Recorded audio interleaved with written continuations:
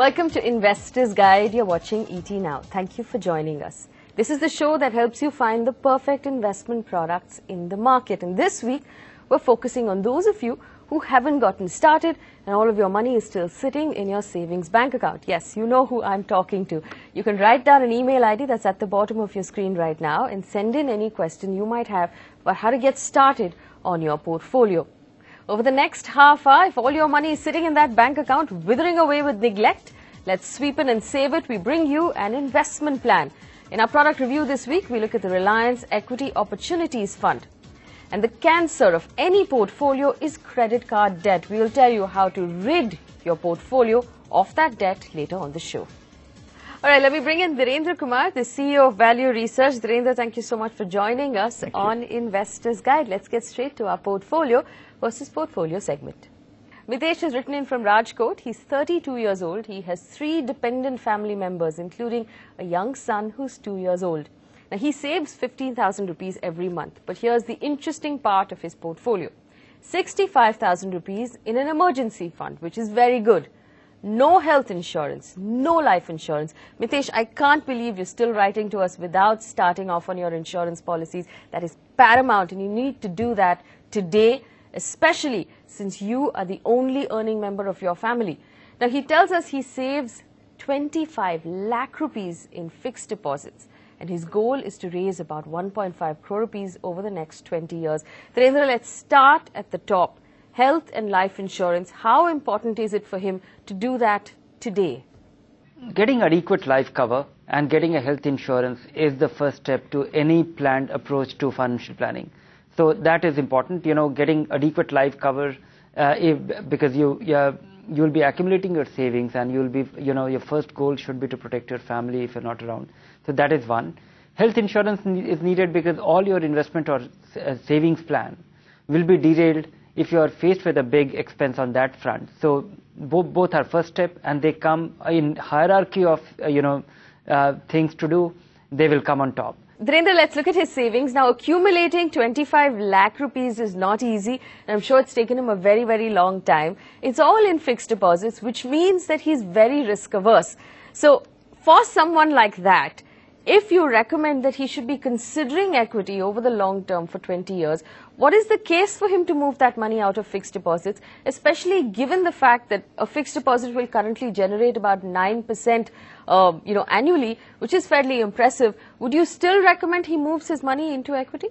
Let me just put it this way, that you're earning 9% on a post-tax basis.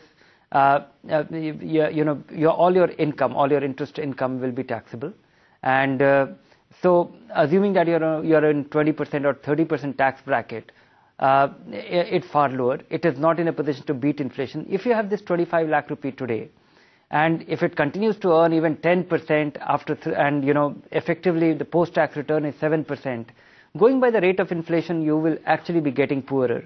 Now, a lot of investors at this point might be, questioning that last 5 years, even equity has not been able to beat inflation. But if we still look at, long-term averages, 7-8 years, and, small accumulation made over a long period of time, and even if that is being done with discipline and little more conservatively, that should be able to handsomely beat inflation. But Dhirendra, I'm obviously going to push you for more specifics here. When you say invest in equity conservatively, can you give him a specific plan? Are you talking about the 15,000 rupees he saves every month? Well, what would you like him to do with that money? If he just needs a plan for that 15,000 rupee which he is able to save every month, then if he is going to be investing for the first time, which he is, then he should look at our stable growth portfolio. All right, our stable growth portfolio is on your screen right now. Dhirendra, they're giving you a plan for the 15,000 rupees that you save every month. Dhirendra, what about the 25 lakh rupees in his fixed deposits? What would you like him to do with that money? Ideally, I would say that, he should move all this money and very gradually, maybe in a 24-month plan, into the same stable growth portfolio. Any money which he needs in next 2-3 years should not be invested in such a portfolio, but rest of the money, and his earliest goal being 12 years away, that should gradually find its way here. All right, Mitesh, this is the advice you're getting. I'm going to put a list down for you. Health insurance, most important. Life insurance that comes up next. For someone at your age, it will cost you about 8,000 rupees a year to buy a 1 crore rupee life insurance policy. Then Dhirendra says, consider moving all of that money from fixed deposits and your incremental savings into our stable growth portfolio, which is on your screen right now. If you have any more questions, you know where to find us. The email ID is at the bottom of your screen. Good luck and love to your family and that little child. We have one more question for you, Dhirendra, and this one is from a female viewer, so it's part of our Women Investor section. This is Kurti who's written in. She has a very interesting approach to investing in mutual funds. She'd like us to review it. Now, what she does is that she uses a do-it-yourself method instead of using the SIP. She buys units on any day before 2 p.m. if the Nifty or a certain sector has moved up at least 2% on the previous day. She tells us she's a long-term investor and she has about a 5 to 10 year horizon with the hope of making 25% year-on-year returns over that long term. Before I even get into the funds that she has invested in, first of all, do it yourself. Second, it does seem like she's doing this in reverse if she buys in every time the market has gone up. What would you say to this approach? Do you think she should continue doing this? No, she should not continue doing it. Though if it is driving, she should continue doing it if she thinks that it is working. But I would say that, all these things don't matter over a long period of time. But the key thing to follow is invest regularly, invest only your long-term money into equity, and invest in as much of diverse vehicles as possible. All right, so let's look at her list of funds. Now, she tells us that she's most disappointed with the mid-cap funds, but she has HDFC Top 200, SBI Magnum Mid-Cap, HDFC Mid-Cap Opportunities, and the SBI Pharma Fund. Now, it does not seem like it's the most diverse, put-together, thought-out portfolio. Are you impressed with what she has, or would you rather make some changes? These 4 funds combined together makes it a very nicely diversified portfolio. Disappointed with mid-cap fund? Yes, in a lean market, everybody will be disappointed with a mid-cap fund. But you have to wait for, you have to wait for the full market cycle to benefit from it. When mid-caps, when markets go up, mid-caps race ahead. And that will be the case in future at some point. And you have to continue, you have to stick to your principles and wait for that period. Role of a pharma fund, I don't see a role here because, the other 3 funds which you have, they will well have, and the 2 mid-cap fund, which is SBI Mid-Cap and HDFC Mid-Cap Opportunity, they are excellent choice. All right, Kriti, that's the advice you're getting. Keep it simple. Use an SIP. It'll help you average out the market. Unless, of course, you want to put in the hard work that you're doing right now. Dhirendra, they're telling you to drop the pharma fund. The rest of it seems okay. You can write back to us if you have any more questions. Now, before we go into break, I want to respond to all of you who've sent in questions about credit card debt. Now, in my opinion, it's absolutely cancerous to have such expensive debt in your portfolio, and it's paramount that you begin paying off your credit cards today. Here's a list of how you can handle that debt and why you should start doing it right away. Take a look.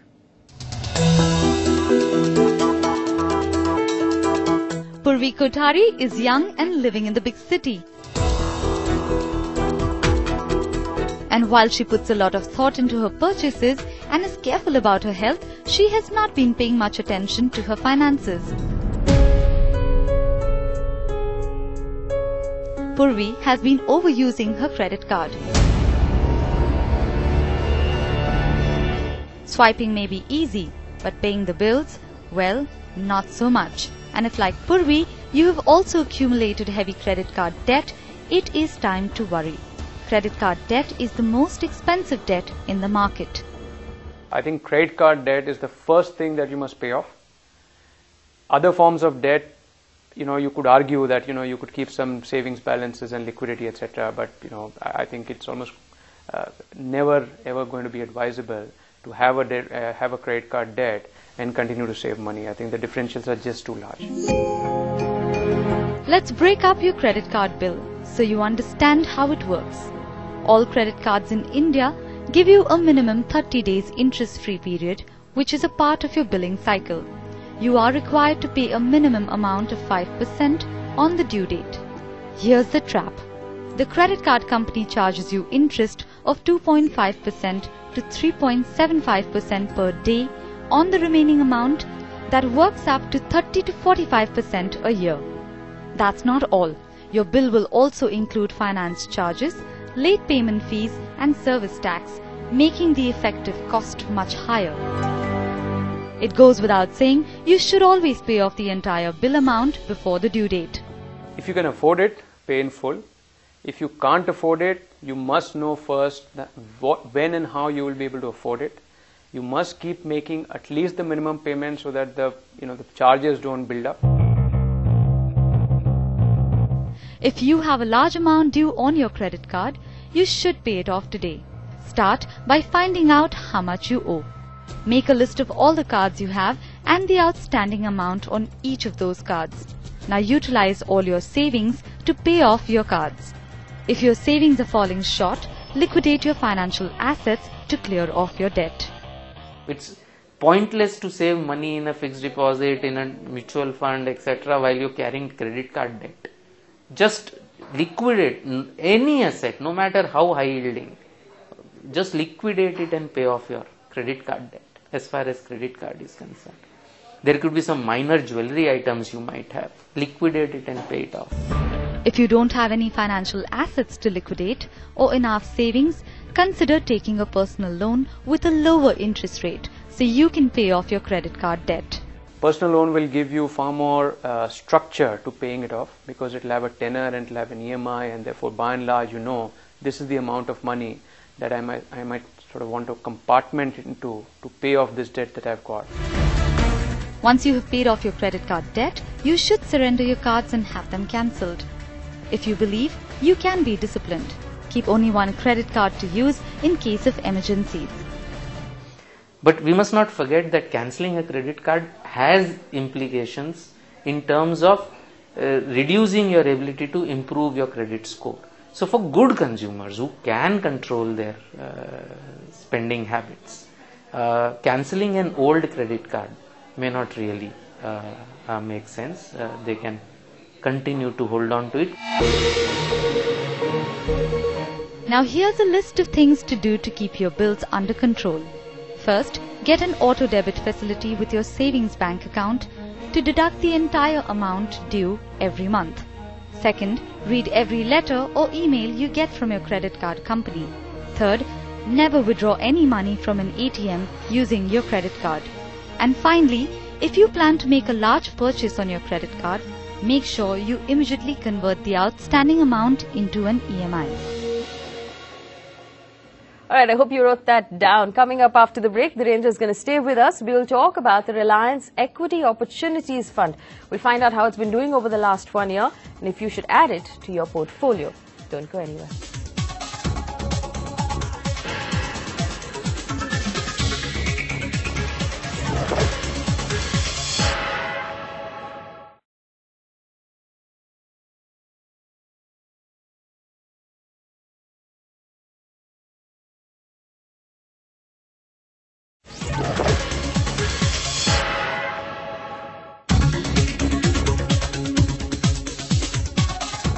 Thanks for staying with us. You're watching Investor's Guide on ET Now. It's time for us to review our fund of the week.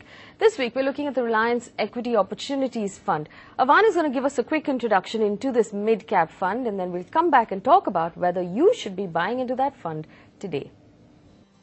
Thanks for that, Faye. Well, launched in March 2005, this mid and small cap fund received tremendous investor interest and managed to mop up over 2,000 crore rupees in assets under management soon after its launch.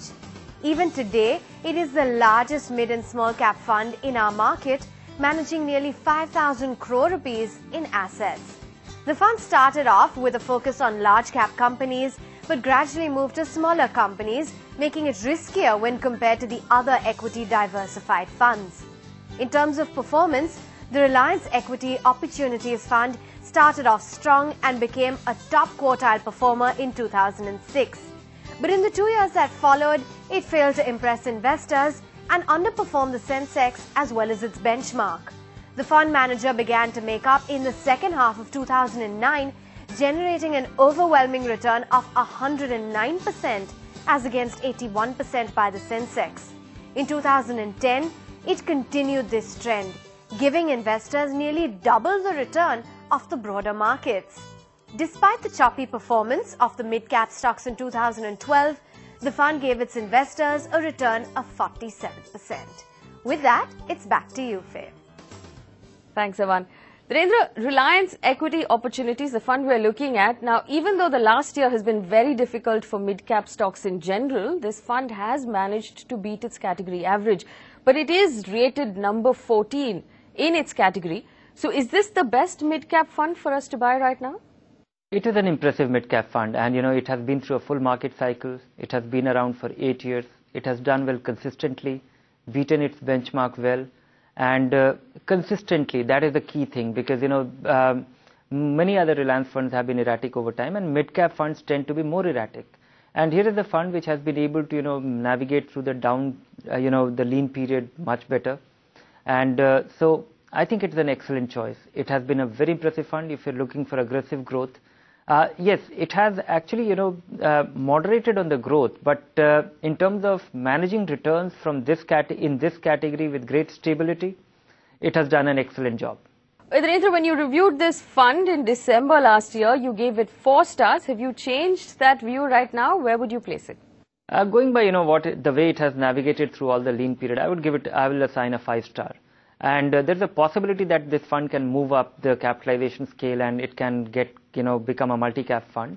The change in portfolio character shows even now. So as an aggressive fund, I would assign it as a 5-star fund. All right, the Reliance Equity Opportunities Fund, they're moving up from 4 stars to 5 stars on Investors Guide, and it's very rare for a fund to get 5 stars on this show. That does mean it's an impressive fund.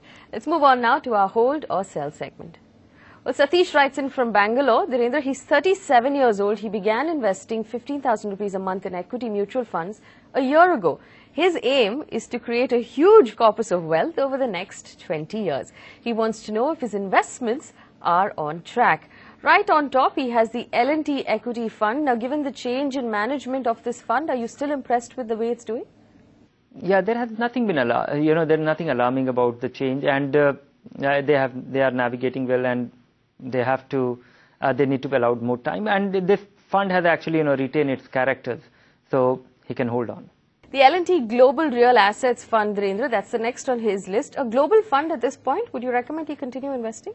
Yes, this has been an impressive fund, and also there's a case for a generic global fund in a diversified long-term portfolio. And here the change of management doesn't matter, because this fund continues to be it remains advised by Fidelity even now. Well, I'm going to take the next 2 funds on his list together. He has the DSP BlackRock Top 100 and the DSP BlackRock Equity Fund. Is there an overlap between these 2 funds, and should he continue investing in both of them? There is an overlap, but more than an overlap, given that he has 20 years time, and his expectation is, he said hefty or substantial wealth over with his savings. So he can do without, given the time frame and given his expectation, he can do without the DSP BlackRock Top 100. And DSP BlackRock Equity can potentially deliver him more return. Well, the next on his list is the IDFC Premier Equity Plan A. This is an impressive fund. Dhirendra, continue the investment? Yes, he should continue investment. And given his time frame, I would say that he should have more funds of these kinds if he has substantially higher return expectation. Well, the Quantum Long-Term Equity Fund and the UTI Opportunities Fund, Dhirendra, are these funds that you recommend he continues? Are these funds of those kind? Yes, they are impressive fund, and they are fairly mature fund. They don't take more than 20-30%, 35% into mid caps. The last on his list is the Canara Robeco Equity Tax Saving Fund. Now, he can't pull this money out because he only began investing a year ago, and there's a 3-year lock-in. But for his future tax-saving investments, is this the most efficient tax saver for him? It is a decent choice. It is a well-performing tax-saving fund. But once again, his 20-year time frame, 3-year lock-in period, tax-saving investment, he can well go aggressive at least with this component. And if I have to choose, 1 or 2 aggressive funds within the tax-saving category, then I would say ICICI Prudential Tax Plan or Taurus Tax Shield. They just might prove to be far more rewarding, given their, given the portfolio characters and potential gains. All right, Satish, we hope that helps. There are 2 tax savers on your screen right now that you can use for your future tax-saving investments. If you want to have your portfolio looked at by Dhirendra Kumar, write to us. Email ID is at the bottom of your screen. Dhirendra, thank you so much for joining us on Investors Guide. and answering all of our questions. If you have a question for Dhirendra, write to us. The email ID is at the bottom of your screen. Coming up after the break, we'll examine all of the investment options for your child. We'll tell you which one suits you best. Don't go anywhere.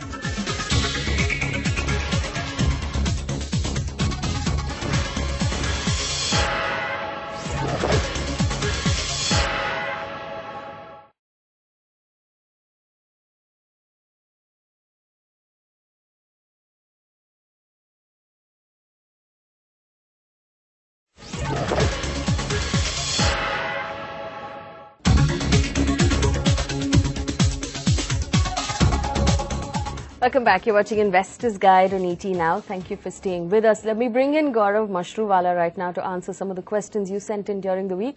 Gaurav, thank you so much for coming in on the show. Thank you so much. Our first question comes in from 31-year-old Amit. He has 10,000 rupees to spare every month after he's paid his rent, his EMIs and the premium on his insurance policy. Now, he wants to invest this money to pay for his child's future and his own retirement. He tells us his son is about 8 months old right now. He wants to know where he should invest this money for that long term. Gaurav, what would you recommend he does? Amit, you have mentioned several goals. Some are near term, some are medium term, some are long term. Also, you mentioned about LIC. Now, one thing about LIC is any kind of life insurance, and I'm not referring to LIC per se, is not an investment. It's more to cover the risk of death that family suffers. So, you need to ensure that you have a term plan, and the premium of term plans are fairly low. So, if you are into a policy which is taking away a lot of premium and hence not allowing you to use that money to create big corpus for a longer period of time, you may want to relook at that policy and take an appropriate call. Coming to your other financial goals which are 2 to 3 years away, what you want to do is start investing in a debt-based mutual fund, do a systematic investment plan, and as and when you require money, redeem that. For financial goals which are 7 to 9 years away, park that money either into gold mutual funds or an equity mutual fund or a combination of two. Goals which are between 3 and 6 years, make a combination of debt and equity, and then as and when you require money, keep redeeming. So, near-term goals debt, long-term goals equity and gold, and for interim period, make a combination and have a close relook at your insurance policy and see if it's costing you too much, then you may want to either stop or make it fully paid up, or see if there are other options possible. Another question from a woman investor. Tina has written in. She's 29 years old. She has an education loan with 5.5 lakh rupees outstanding. She's having trouble paying it back right now because her father has been unwell. Now, she tells us she puts aside 5,000 rupees every month in a recurring deposit and 5,000 rupees in the national pension system. She wants to save money for a wedding, for a home, and perhaps for her children's future. She wants to know how she should go about it. Gaurav, would you advise her to first consider taking off that debt from her books, first of all, and consider removing the education loan? So, Tina, here first is I'm glad that you're thinking of a long-term strategy. You're looking at your marriage, you're talking about health, you're repaying about education loan. You're also thinking about your family post your marriage. Very rarely we find younger people looking at all. Now, you need to understand that you have many more years left to fulfill all these goals. So, the amount that you are talking about from this to fulfill all the goals at this stage is not possible.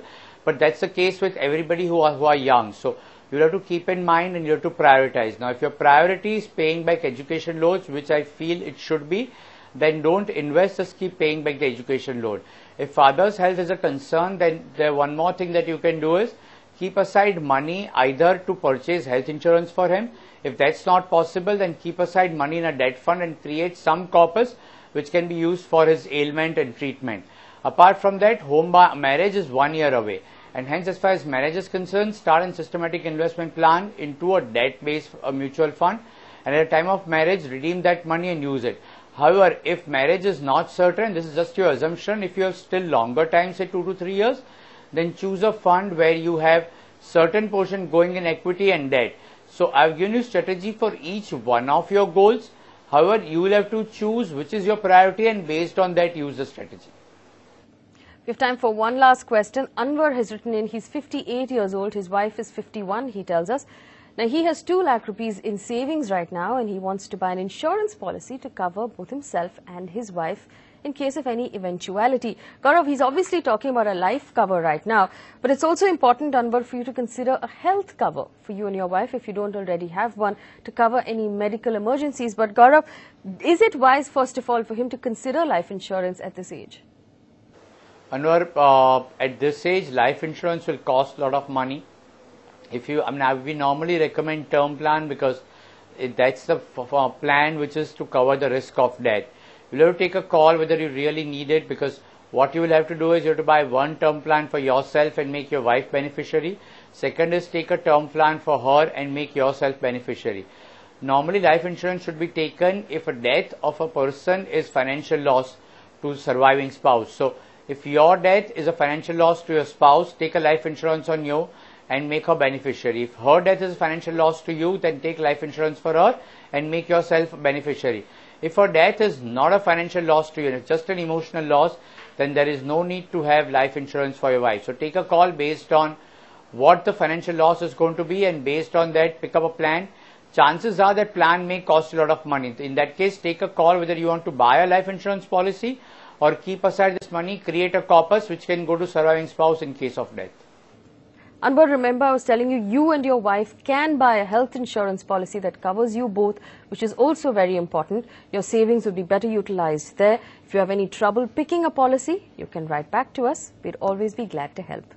All right, Gaurav, thank you so much for answering our questions on Investor's Guide this week. Remember, you can always write to us. Email ID is at the bottom of your screen. You can also find a copy of this show on our Facebook page. Tune in next week to catch Investor's Guide. Thanks for watching.